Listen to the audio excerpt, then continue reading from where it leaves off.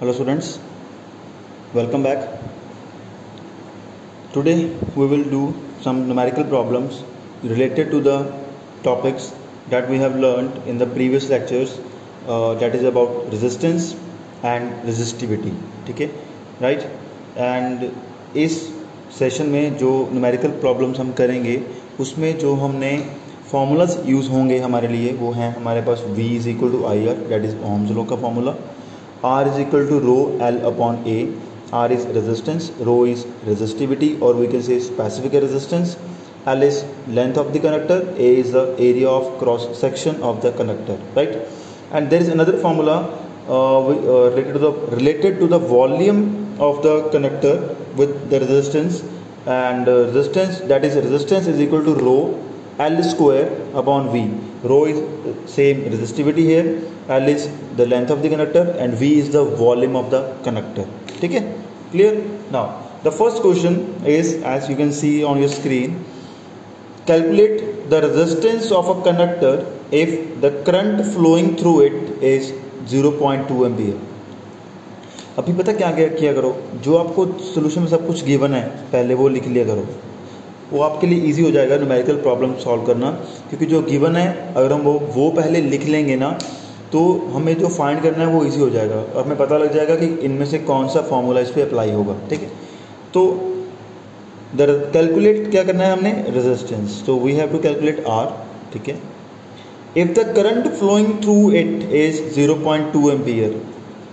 Current कितना दिया हुआ बेटा, 0.2 ampere. I when the applied potential difference is 0.8 volt. जब अप्लाइड पोटेंशियल डिफरेंस कितना होगा, 0.8 volt, that is V is equal to 0.8 volt, right. So हमें V दिया हुआ है, I दिया हुआ है, what we have to find, R only. तो it is I think very easy. V is equal to IR as we all know, and R comes out to be V upon I. And using the values of I and V in this relation, we will get V is equal to 0.8 and I is equal to 0.2. 0 point cancel out, 2 4s are 8, it becomes 4 ohm. This is a symbol of ohm. ठीक है, or you can also write it as 4 OHM. ठीक है, और जो OHM ohm as a unit लिखोगे तब आपने O capital नहीं डालनी, बट अगर ओहम्स लॉ लिख रहे हो या कुछ भी स्टेटमेंट में आ गया तो वहाँ पे O कैपिटल लगेगी. ठीक है, यूनिट में O भी स्मॉल डालना है, H भी स्मॉल, M भी स्मॉल. ठीक है, ये इजी था, यस बहुत इजी था. Now moving on to next. और बेटा एक चीज़ और, इस सेशन में और इस लेक्चर में, चाहे छोटा है या बड़ा है लेक्चर वो बाद में देखेंगे, और इस लेक्चर में आपको सिर्फ मैं न्यूमेरिकल प्रॉब्लम से करवाऊंगा related to the resistance and resistivity of the conductor. ठीक है, इसमें हम वही डिस्कस करेंगे. और नेक्स्ट लेक्चर में मैं पहले बता दूं आपको, डिस्कस करेंगे हम द टाइप्स ऑफ रेजिस्टेंसेस, और we can say the resistance of a combination of resistors और अ सिस्टम ऑफ रेजिस्टर्स. उसमें दो है हमारे पास, सीरीज एंड पैरेलल, वो नेक्स्ट करेंगे. चलो moving on to next question. As you can see in your screen, how much current will an electric bulb draw. अभी हम सोल्यूशन पहले लिख लें इसका. तो मैंने क्या बताया था आपको, जो गिवन है वो पहले साथ के साथ लिखते रहो. तो उसने पूछा है how much current will an electric bulb draw. तो we have to find I. ठीक है, फ्रॉम 220 वोल्ट सोर्स. तो हमें दिया हुआ है V potential difference, that is 220 volt. Source मतलब बैटरी. ठीक है, if the resistance of the bulb is 1200 ओम.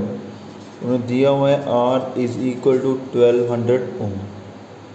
ठीक है, ये दिया हुआ है ना, यस. तो उसके बाद उसने क्या पूछा है, if in place of the bulb a heater of resistance 100 ohm हम यूज करें is connected to the source, calculate the current drawn by it. वो भी निकालना है हमने, वो भी निकालना है. अभी फर्स्ट केस में हमारे पास रेजिस्टेंस क्या है, 1200 ओम है. जो फर्स्ट केस बता रहा हूँ मैं, सेकंड केस में हमारे पास दिया हुआ है हीटर. तब वो बोल रहा है कि सेम सर्किट है, मतलब वोल्टेज सेम लेने, सॉरी इसको वोल्टेज नहीं बोलेंगे, सॉरी पोटेंशियल डिफरेंस सेम लेना है और करंट फाइंड करना है, और रेजिस्टेंस चेंज हो गया 100 ओम. उसने बोला अगर हम बल्ब के प्लेस पे के ऊपर बल्ब हटा के रिप्लेस करके उसको हीटर लगा दें वहाँ पे जिसका रेजिस्टेंस 100 ओम होगा, तो उसमें से कितना करंट फ्लो करेगा। तो पहले हम बल्ब का फाइंड कर लें current. As we know V is equal to IR, so this implies we have to find I, V upon R, and by putting the values of V and R in this we get V is 220 volt, I is equal to 220 upon R is 1200, 0 cancel, 11 it is 60, so 11 by 60 and it comes out to be 0.18 ampere. तो ये आपका आ गया first part का answer, that is for bulb only. And for second part that is for the we have the heater, the voltage please potential difference और voltage बोल सकते हो, चलो कोई potential difference is 220 volt and we have to find the electric current again and R is given as only 100 ohm, ठीक है। And as we no I from this I is equal to V upon R, by putting the values of V 220 volt, R 100, what we will get 2.2 ampere. तो इसका ये हो जाएगा, मतलब उसका current increase हो जाएगा, ऑब्वियसली इंक्रीज होगा क्योंकि जो पहले डिवाइस हमने लगाया था, डिवाइस नहीं रजिस्टर बोल सकते हो, जो लगाया था उसका जो रेजिस्टेंस था कितना था 1200, अब जो अभी लगाया है उसका क्या है बेटा 100, तो कम है, तो रेजिस्टेंस कम होगा तो ऑब्वियसली करंट ज़्यादा होगा, ठीक है। तो ये भी इजी था क्वेश्चन, नाउ इसकी कैलकुलेशन भी इजी थी। नाउ अभी हमारे पास नेक्स्ट क्वेश्चन है, ये वो क्वेश्चन आ गया जो मैंने आपको कल करवाए थे, जिनके लिए मैंने आपको स्पेशली एक फॉर्मूला बनवाया था, वॉल्यूम पे डिपेंडेंट था जो, ठीक है, रेजिस्टेंस एंड वॉल्यूम का relation. Now the question is we have a copper wire of resistance R. Solution में क्या लिखेंगे हम, वो बोलता है हमारे पास एक कॉपर वायर है जिसका रेजिस्टेंस कितना है R. This wire is pulled so that its length is doubled. Suppose पहले रेजिस्टेंस कितना है R है, R is the resistance previously before pulling, ठीक है, एंड उसकी लेंथ कितनी है, सपोज L है बिफोर पुलिंग, एंड उसका एरिया कितना है, सपोज A है before, this is all about before pulling the wire, ठीक है। पहले मैं आपको चलो वॉल्यूम भी लिख लेते हैं, वॉल्यूम कितनी है उसकी before pulling V, and after pulling it, after stretching it, pulling word थोड़ा अजीब लग रहा है, मैं स्ट्रेचिंग वर्ड बोल रहा हूँ। तो the wire is pulled so that its length is doubled, after stretching जो लेंथ थी वो क्या होगी L dash, that is 2L हो गई, ठीक है। Temperature remain constant, find the new resistance निकालना है हमने, मतलब we have to find R dash, तो आफ्टर स्ट्रेचिंग करने के बाद उसका R डैश कितना होगा। हमने कल क्या किया था, अगर लेंथ डबल होगी तो एरिया क्या हो जाएगा, हाफ हो जाएगा ना, ओके। अगर एरिया हाफ हो जाएगा तो क्या होगा वॉल्यूम, पर वॉल्यूम क्या रहेगा बेटा हमेशा सेम रहेगा। तो हम यहाँ पे एक लाइन ऐड करेंगे, हम इसको वॉल्यूम के केस में ही करेंगे, इजी रहेगा और इंटरेस्टिंग है, बेटर है, ठीक है। When a wire is pulled its volume remains same, ठीक है।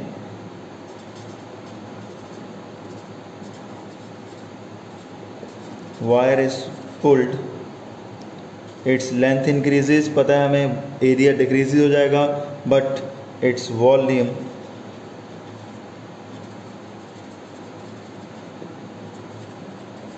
remains same, that is V dash जो न्यू वॉल्यूम है after stretching is equal to V जो पहले वाला वॉल्यूम था, ये रहेगा हमारे पास, ठीक है। Why?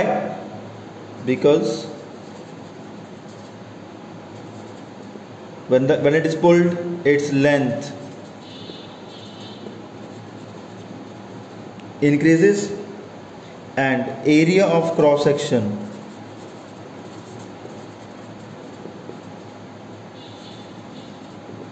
क्या होगा डिक्रीजेस, राइट, ठीक है। तो मैं इसको आपको एक अलग पेज पे, फिर मेरे पास स्पेस की कमी हो गई है ना, चलो कोई बात, होता रहता है। देखो नेक्स्ट है we have this one, now ये हमारे पास हो गया, वॉल्यूम हमारे पास क्या है कांस्टेंट है। नाउ जो वॉल्यूम जो है वो क्या होता है, now volume that is V is always equal to क्या होता है बेटा, A इंटू एल। ये होता है ना हमारे पास, पता है ये तो हमें, volume is equal to A into L. और न्यू वॉल्यूम वो तो कोई जिक्र नहीं है, उसे वॉल्यूम पता है हमें, need to liquid. Now we have the formula relation of R is equal to, जो प्रीवियस था, R is equal to rho L square upon V होता है।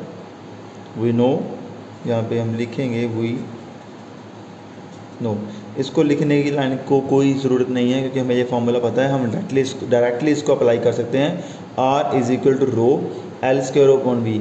ये तब लिखना पड़ेगा अगर आपने ये फॉर्मूला बनाना है, इससे तो बनाने कोई ज़रूरत नहीं है, आई थिंक ये पता है हमें, ठीक है। तो R is equal to rho L square upon V है, and after stretching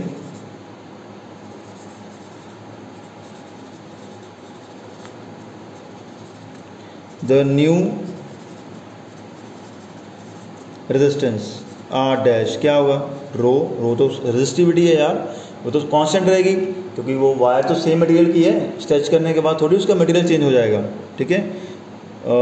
and L dash square upon V dash, ये हो गया, ठीक है। आई थिंक ये आपको अभी समझ इतना हो गया होगा, आ गया होगा। और ये मान लो फर्स्ट, ये मान लो second, but we know L dash किसके बराबर हुआ है, 12, उसने बोला डबल हो गया वॉल्यूम लेंथ, पर वॉल्यूम किसके बराबर है, V के। Using these two values in second we will get what, R dash is equal to rho 12 upon V, ये हो गया। इसको मान लो थर्ड, क्योंकि मैंने L डैश की वैल्यू पुट कर दी 12, इस सारे का स्क्वायर आएगा सॉरी, एंड V डैश की वैल्यू पुट कर दी V। अभी मैं क्या करूँगा, फर्स्ट और थर्ड को डिवाइड कर दूँगा, divide third by 1, third by 1, ये ऊपर रखना है, ये नीचे रखना है, ठीक है। आप कैसे भी कर सकते हो, 1/3 भी कर सकते हो। तो R dash upon R is equal to, R dash क्या है, rho 2L square upon V upon R क्या है, rho L square upon V। तो इसको अगर हम खोल के लिखेंगे पूरे को, क्या बनेगा, rho 2 to the 4 into L square upon V multiply, ऊपर आके क्या हो जाएगा, ये V ऊपर, नीचे rho L square, right. L square cancel, V cancel. तो अभी हमारे पास इसके बाद क्या आएगा, now we will get, sorry just wait, मैं इसको एडजस्ट कर दूं ताकि आपको ये दिखाई दे प्रॉपरली, ठीक है। Now we will get R dash upon R is equal to rho से, सॉरी रो भी कट जाएगा, इज इक्वल टू ओनली क्या बचा हमारे पास, 4, और this implies that R dash is equal to 4R। तो जो न्यू रेजिस्टेंस हुआ वो कितना हो गया, 4 टाइम्स हो गया R के। वेरीफाई करने के लिए हमने कल एक रिलेशन किया था कि इफ़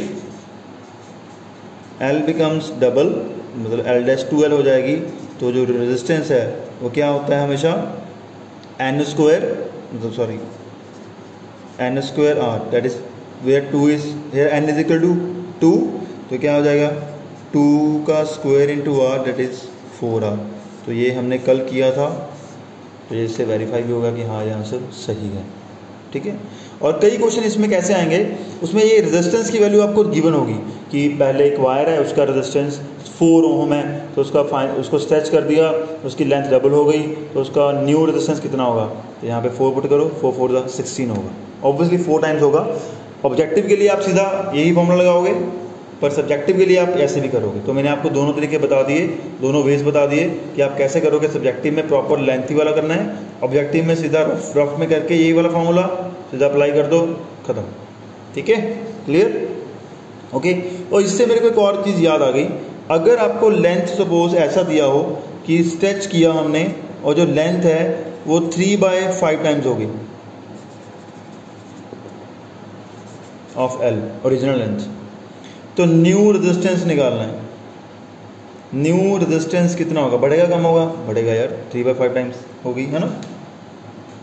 लेंथ इतनी बढ़ गई, उससे डबल नहीं, चलो 5/3 3/5, आप 3/5 वाला टॉपिक 6/5 कर लो, तो ज़्यादा इजी रहेगा, 6/5 कर लिया हमने, ठीक है, बढ़ गई ऑब्वियसली। तो रेजिस्टेंस यहाँ पे n की वैल्यू क्या है, so we can say n is equal to 6/5। तो रेजिस्टेंस क्या होता है हमेशा हमारे पास, N square R, right. Double होगी बेटा, उससे डिक्रीज नहीं हुई, इंक्रीजेस, मतलब इंक्रीज हुई। अगर डिक्रीज होते तो फॉर्मूला क्या होता है, 1/n², पता है ना वो, ठीक है, लीव इट। लेंथ बढ़ी है, इंक्रीज हुई है, तो n² कितना आ गया, 6/5 का whole square into R, that is 36/25 into R हो जाएगा न्यू रेजिस्टेंस। तो ये मैं आपको बता रहा हूँ कि अगर ऐसा कुछ हो तो फ्रैक्शन में भी पेपर में क्वेश्चन आ सकता है, तो आपको ये बता दिया मैंने पहले से, ठीक है। अभी आपको क्वेश्चन आएगा तो आप इजीली घबराना मत, वहाँ पे हो जाएगा इसलिए, ठीक है। अगर लिखा हुआ इंक्रीजेस, अगर लिखा हुआ डिक्रीजेस बाय दिस, तो आप 1 बाय लिखोगे 6/5, तो 5/6 हो जाएगा वो, ठीक है, clear. Now sorry, moving on to next question. This is your next question, as you can see in your screen, that a piece of wire of a resistance 20 ohm is drawn out so that its length is increased to twice its original length. Calculate the resistance of wire in new situation.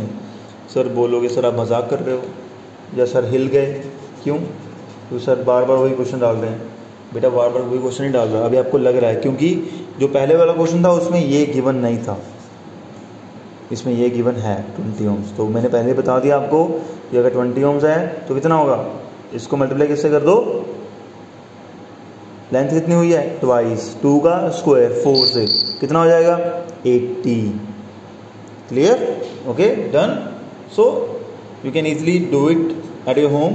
So this is also homework for you people, तो please इसको कर लेना, इसकी calculation easy हो जाएगी। तो आप करके देख लेना सॉल्व, सब्जेक्टिव के लिए। ऑब्जेक्टिव के लिए मैंने आपको बता दिया इसका आंसर 80 ओम आएगा, मतलब इसका आंसर आएगा 80 ओम्स। बट कैसे वो प्रॉपरली सॉल्व करना है, अगर आप वैसे ऐसे लिख दोगे तो नंबर नहीं मिलेंगे, ये एटलीस्ट 2 और 3 मार्क्स में आएगा पेपर में क्वेश्चन, ठीक है, क्लियर। ये तो हो गया हमारा, एक तो हमारा ऐसे ही हो गया आंख बंद करके। चलो 5th वाला देखते हैं अभी हम next. A silver wire has a diameter of 0.4 mm. One of the most tricky question of this chapter, जो बच्चों को इस क्वेश्चन ये पेपर में आता है ना, तब तो बच्चों को लगता है कि यार ये क्यों आ गया, यार इसी को आना था, कोई और मिला नहीं सर को डालने के लिए। बेटा ये क्योंकि डिफ़िकल्ट नहीं है, ईजी है, बहुत ईजी है, बट कैलकुलेशन डिफ़िकल्ट है इसकी, टाइम कंज्यूमिंग है बहुत, समझे मेरी बात। इसलिए बच्चे बोलते हैं कि यार क्यों आ गया, इसमें टाइम लगेगा, अभी इसको प्लस माइनस ये करो, चेंज करो, वो करना पड़ेगा, तो ऐसा लगता है बच्चों को, तो इसलिए बोल रहा हूँ। तो सिल्वर वायर है, किसी भी हो, हमें क्या सिल्वर की हो, कॉपर की हो, गोल्ड की हो, हैज़ अ डायमीटर ऑफ, हमें अभी रेडियस नहीं दिया हुआ ना एरिया दिया हुआ है, कुछ नहीं दिया, हमें सिर्फ क्या दे दिया उसने, डायमीटर दे दिया। तो डायमीटर कितना है उसका, डी, कैपिटल डी से लिख रहा हूँ, स्मॉल डी भी लिख सकते हो आप, कोई चक्कर नहीं, मिलीमीटर में है, ठीक है। तो मैं आपको डायरेक्ट फॉर्मूले बताऊँगा 2 तरीके के, वो कर लेना, ध्यान रखना।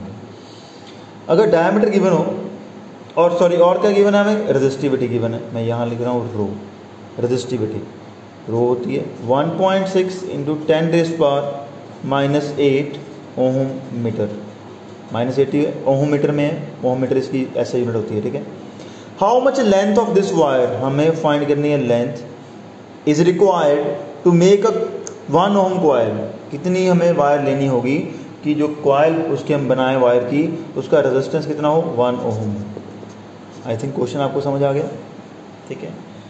अभी हमने फॉर्मूला, हमें पता है आर पता है, रो पता है, एल पता है, डायमीटर दिया हुआ है, रेडियस निकाल लेंगे, एरिया आ जाएगा πr², वो पता है। तो हमारे पास फॉर्मूला अंडरस्टूड है, क्या लगेगा, rho R is equal to rho L upon A, but first we have to find A only, है ना।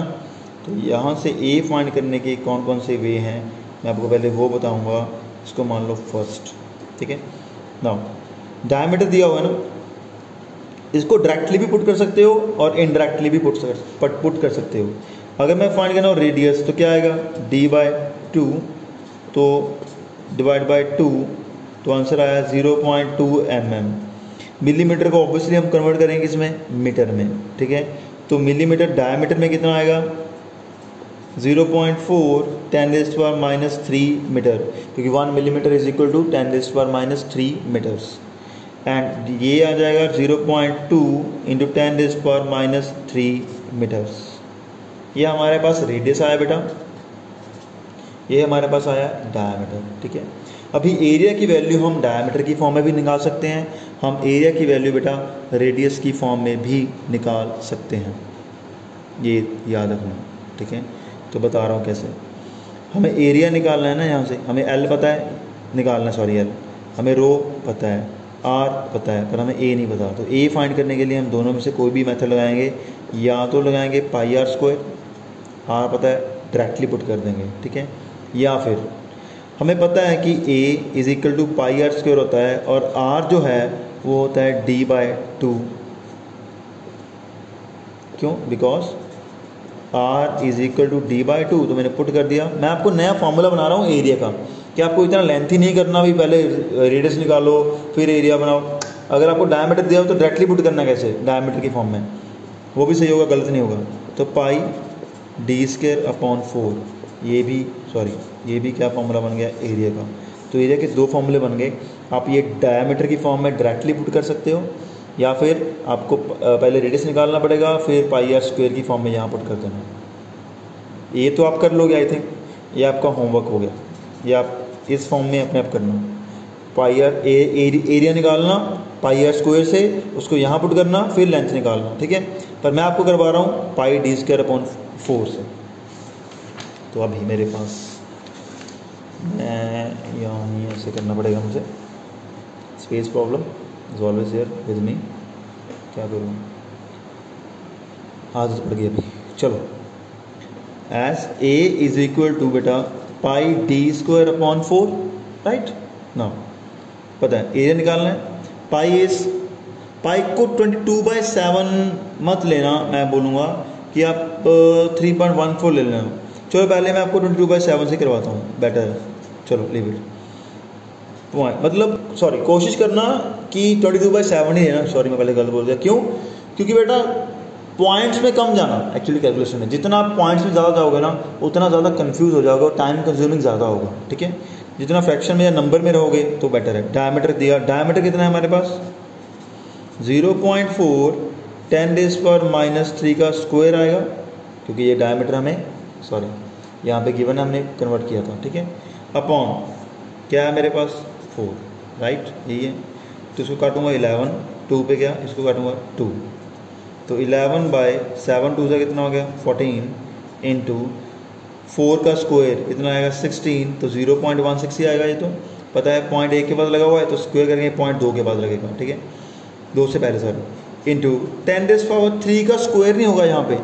बच्चों को लगता है, यही बात समझने वाली थोड़ी, ये बच्चों को लगता है कि 3 का स्क्वायर होगा। बेटा पावर का स्क्वायर नहीं होता कभी, पावर हमेशा पावर के साथ मल्टीप्लाई होती है। 3 2 6 -6 हो जाएगा, 9 नहीं होगा, ठीक है। ये हो गया, इसका पॉइंट हटाया, नीचे क्या आ गया हमारे पास 100, और इसको 2 पे गया 7, इसको 2 पे गया कितना आ गया 8, तो 11 8 88/7 हमारे पास आ गया, इंटू 10⁻⁻6, तो ये था 100 की वह पावर हो, 100 इज इक्वल टू ऑलवेज 10⁻² हो जाएगा। सॉरी 100 को हम क्या लिख सकते हैं, मैं यहाँ लिख रहा हूँ 100 को लिख सकते हैं 10⁻²। तो अगर ये 10⁻² नीचे है तो ऊपर क्या हो जाएगा, मल्टीप्लाई में 10⁻², और अगर बेस सेम है तो पावर्स क्या हो जाएंगी, ऐड अप। तो मैं आपको एक एक स्टेप करवा रहा हूँ, प्लीज़ ध्यान से सुन लेना, ये इंपॉर्टेंट है, कैलकुलेशन थोड़ी लंबी जाएगी ये ऑब्वियसली। तो 88/7 को हम, अगर मैं साथ में सब कुछ कर रहा हूँ, खुद कर रहा हूँ डिवाइड वगैरह, कोई कैलकुलेटर नहीं, कुछ नहीं, ताकि आपको ये समझ आ जाए कैसे करना है, क्योंकि यही बच्चों को थोड़ा टिपिकल लगता है। 7 7 1 8, 7 2 14 4 0। सर मैथ्स पढ़ाने लग गया ना, मुझे मैथ्स नहीं आता, बहुत वीक है, बस मल्टीप्लाई डिवाइड आता है, बोर्ड मार्क्स के बिना कुछ नहीं आता मुझे।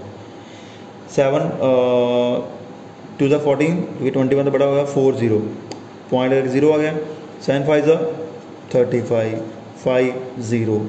अभी कैसे जाएगा, 7 6 7 7 49, ठीक है।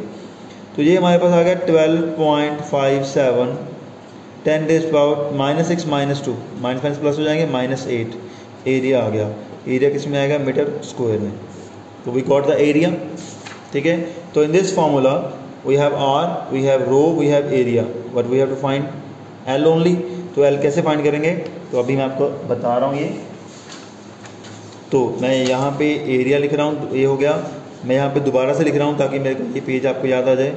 गिवन क्या था हमारे पास, L हमें फाइंड करना था, और रेजिस्टेंस हमें गिवन था 1 ओम, और रेजिस्टिविटी हमें गिवन थी 1.6 इंटू 10⁻⁸ ओम मीटर। ठीक है, तो अभी हम इन वैल्यूज़ के साथ इन सभी वैल्यूज़ को फर्स्ट में पुट कर देंगे। फर्स्ट हमने क्या माना था, R is equal to rho L upon A। ठीक है, बट इसमें से मैं पहले L निकाल लेता हूँ ताकि बाद में कन्फ्यूजन ना हो। ऐसे किया करो, जब फॉर्मूले में से ये निकालना हो तो सिंपल है, इधर ही पड़ा है। जो इसमें से निकालना हो कुछ तो पहले उसको इधर ले आओ, अकेला कर लो।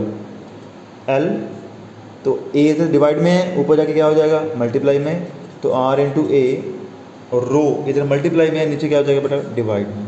तो using these values in this what we will get, L is equal to R है 1, एरिया है मेरे पास 12.57 इंटू 10⁻⁸ अपॉन ये है मेरे पास 1.6 इंटू 10⁻⁸ रो की वैल्यू, ये रो की वैल्यू पुट कर दी मैंने पुट कर दी वैल्यू एरिया की। ठीक है, क्लियर।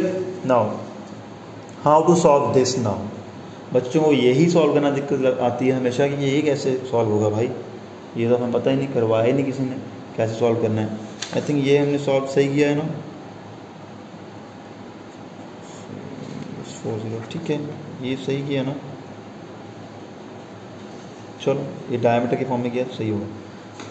चलो अभी हम पता है हमें 10⁻⁸ 10⁻⁻8 कट हो गया, और 12.57 को मैं राउंड ऑफ करके 12.6 लिख सकता हूँ, क्योंकि आउटर जो सॉरी लास्ट डिजिट है वो 5 से बड़ा है, तो ये 1 बढ़ जाएगा, पता ना प्रीवियस वन राउंडिंग ऑफ, तो ऐसे राउंडिंग ऑफ करके ईजी हो जाता है।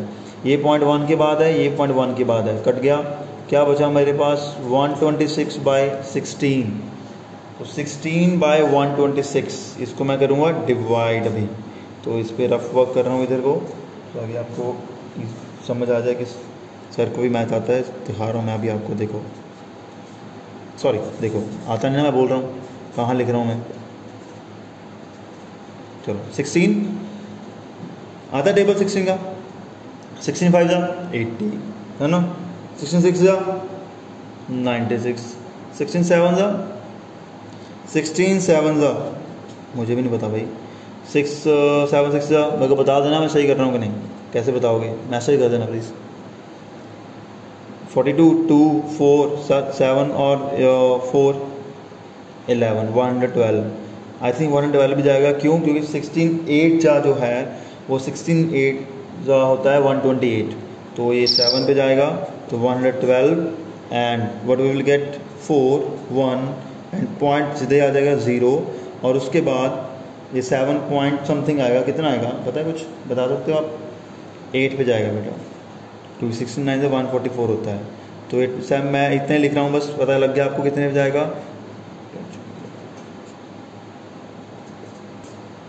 ठीक है 128, ये फिर 2 1 0, चलो कर लेते हैं, ये 120 है, फिर किस पे जाएगा 7 पे, तो इसका आंसर आएगा 7.87 मीटर। तो इतनी लेंथ होगी अगर उस वायर की, तभी उसका रेजिस्टेंस 1 ओम होगा। तो देखो मेरे 3 पेजों पे आया आपको समझाने के लिए, तो ऑब्वियसली ये बच्चे हमेशा इस क्वेश्चन को देख के माथे पे हाथ मार लगाएंगे कि यार ये क्यों आ गया, क्योंकि कैलकुलेशन टिपिकल है। ठीक है, तो मैंने आपको पाई डी स्क्वायर पर 4 से करवाया है, आपने डी की वैल्यू पहले निकाल के अपने पाई आर स्क्वायर से करना है, तो भी हो जाएगा, वो आपने करना है होमवर्क आपके लिए। ठीक है, इस क्वेश्चन का। ओके, तो ये हो गया 5th क्वेश्चन हमारा। Next the 6th one is a cylinder of a material is 10 centimetre long. एक सिलेंडर है, उसकी लेंथ दी हुई है हमें 10 सेंटीमीटर। सेंटीमीटर को ऑब्वियसली हम पहले किस में करेंगे, मीटर्स में करेंगे। ठीक है, ये सेंटीमीटर में रहने दें, सेंटीमीटर में ही रहने देते हैं, क्यों, क्योंकि हमें आगे ये भी सेंटीमीटर में दिया हुआ एरिया, कोई बात नहीं। अगर दोनों सेंटीमीटर में दिए हुए हैं तो कोई बात नहीं, अगर 1 मीटर में 1 सेंटीमीटर में, तो दोनों को मीटर में करना पड़ेगा। ठीक है, और एरिया दिया उसका क्रॉस सेक्शन का 2 सेंटीमीटर स्क्वायर। ठीक है, ए दिया हुआ है। रेजिस्टेंस कितना है वो उसने बोला 20 ओम है। If the resistance along the length भी 20 ohm, then what will be its resistivity.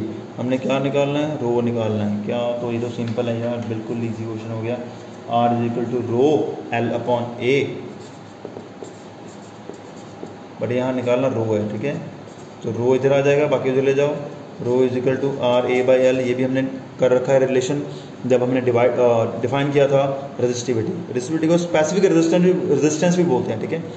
And हम वैल्यू पुट करेंगे तीनों इसमें, तो हमारे पास क्या आएगा, rho is equal to R is 20, A is 2 sorry and L is 10, 2 5 जा 10, 5 4 जा चलो 4 क्या आएगा ओम सेंटीमीटर। और मीटर में करना है तो उसको डिवाइड कर दो किससे, 100 से, तो it will comes out to be 0.0 ohm metre.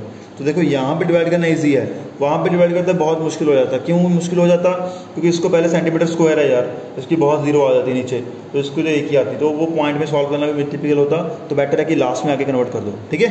Clear, ये हो गया, ये भी इजी था, तो बहुत ईजी था।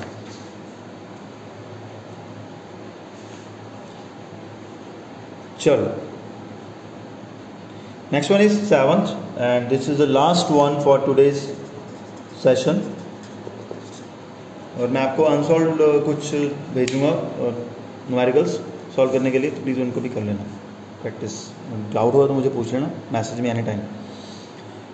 And resistance of a metal wire of length 1 metre, length कितनी दी हुई है हमें 1 मीटर, उसका रेजिस्टेंस कितना दिया हुआ है 26 ओम, ठीक है। If the diameter of the wire is 0.3, यहाँ पे फिर क्या आ गया हमारे पास, डायमीटर कितना 0.3 mm और 0.3 10⁻³ metres. What will be the resistivity of the metal. अभी हमने रो निकालना है, पहले हमें क्या निकालना था, एल निकालना था। ये आपके लिए इजी हो जाएगा, क्यों, क्योंकि पहले ना दो टर्म्स पॉइंट्स में थी, 10⁻, रो भी 10⁻ में थी, डायमीटर भी 10⁻ में था पहले वाले में। अभी सिर्फ एक है, तो इसको संभालना ईजी है, ठीक है। तो हमारे पास रो का फॉर्मूला, सॉरी पहले हम लिखेंगे आर का फॉर्मूला डायमीटर की फॉर्म में। अभी ये भी याद कर लेना एक फॉर्मूला आप लोग, आर इज इक्वल टू रो क्या होता है, रो L upon D square upon 4, पाई डी स्क्वायर अपॉन 4, सॉरी क्यों, क्योंकि ये is area, this is the area. तो डायरेक्टली हम अप्लाई कर सकते हैं एरिया, पाई आर स्क्वायर लिखोगे तो बेटर है, पाई डी स्क्वायर अपॉन 4 ऊपर चला जाएगा, ये बन जाएगा 4 रो L upon pi D square. तो ये आपका एक नया फॉर्मूला बन गया रेजिस्टेंस के लिए, याद कर लेना, बेटर है। डायमीटर दिया हुआ है, सीधा पुट कर दो, आंसर आ जाएगा। पहले डिवाइड करेंगे तो टाइम कंज्यूम ही होगा, टाइम हमारे पास नहीं है, क्योंकि बोर्ड्स के एग्जाम में मोस्टली टाइम की कमी आती है। बच्चे मोस्टली तो टॉपर्स हैं या कुछ भी है, जिनको आता है या नहीं आता, वो हमेशा कहते हैं सर पेपर तो इजी था, आता था पर रह गया, टाइम कम रह गया। तो एक्चुअली पुट करो, कोई गलत नहीं करेगा बेटा, ये सॉरी मैं चुटकी बजाई। चलो ये हो गया आर, हमने निकालना क्या है रो, तो हम पहले इसमें से रो अलग करेंगे। रो इधर ले लिया तो इधर आर है, आर के ये मल्टीप्लाई डिवाइड में उधर जाके मल्टीप्लाई हो जाएगा, पाई डी स्क्वायर, ये 4 एंड एल मल्टीप्लाई में है, ये 4 इंटू एल डिवाइड हो जाएगा, ठीक है। और वैल्यू पुट करेंगे आर की, आर कितना है हमारे पास 26, पाई होता है 22/7, नीचे क्या पड़ा है 4 इंटू एल कितने हमारे पास 1, एल 4 इंटू एल था ना 7, नीचे 20/7 का, इंटू डी स्क्वायर, डी क्या है हमारे पास 0.3 इंटू 10⁻³ सॉरी स्पेस प्रॉब्लम का स्क्वायर। ये यार बता रहा हूँ आपको, 1 मिनट लिखता हूँ, दोबारा लिख रहा हूँ, सॉरी क्या करूँ यार। Rho is equal to 26 into 22 into 0.3। Actually पता क्या है, मेरे रूम में ना कोई बोर्ड नहीं है, जो थे वो निकाल दिया था हमने लॉकडाउन से पहले, थोड़ी रेनोवेशन चल रही थी, इसलिए पेज पे कराना पड़ रहा है, और क्या करें, मजबूरी है, मजबूरी का नाम लॉकडाउन। तो ये आ गया हमारे पास, ठीक है, ये लॉकडाउन नहीं है, ये इक्वेशन बन गई हमारे पास, ठीक है। तो इसको अगर हम सॉल्व करेंगे तो इसको पहले हम कर लें, 26 इंटू 22 इंटू 3 3 जा 9 होता है, 0.09 10⁻³ अपॉन 4 इंटू 7, 40 होता है, चलो पता है 1 तो छोड़ दिया, इनटू पॉइंट आके मैंने क्या लगा दिया 100, ठीक है जी। 2 2 ज़ा 4, 2 11 पे गया, ये किस पे गया 13 पे गया, तो इसको 13 इंटू 11 किया, इंटू 9 किया, इंटू 10⁻⁻8 कर लें, क्योंकि ये सेम टू सेम 2 ऊपर चला जाएगा, -2 बन जाएगा, -8 डिवाइड बाय कितना हो गया 7 हो गया। तो इस फैक्टर को जब आप सॉल्व करोगे सब सारे को या सारे टोटल को, तो आपके पास रो की वैल्यू जो है वो आएगी I think 183.69 into 10⁻⁸ ohm metre, ठीक है। क्लियर, ये याद रखना प्लीज़। हो गया, इजी था, बहुत इजी था यार, ठीक है बेटा। तो ये आपके पास वैल्यूज आएंगी इसकी, और ऐसे क्वेश्चंस करने सारे आपको मैं 6 और ज़्यादा नहीं दूंगा, 6 और 7 ही भेजूंगा अनसॉल्व क्वेश्चन आंसर्स, क्योंकि आपके पास स्कूल का काम बहुत है मुझे पता है। तो प्लीज़ ये कर लेना, एंड मुझे झेलने के लिए आज के लिए शुक्रिया, क्योंकि न्यूमेरिकल पार्ट था, मैथमेटिकल पार्ट था, कईयों को लगता होगा क्या आया सर क्या करवा रहे हैं, वही सेम क्वेश्चन बार बार करवा रहे हैं, वही आर हो एल, बोर हो गए। चलो कोई बात नहीं, please stay home, stay safe and stay healthy beta, please eat healthy diet, please do exercise daily at your home. Bye bye, take care.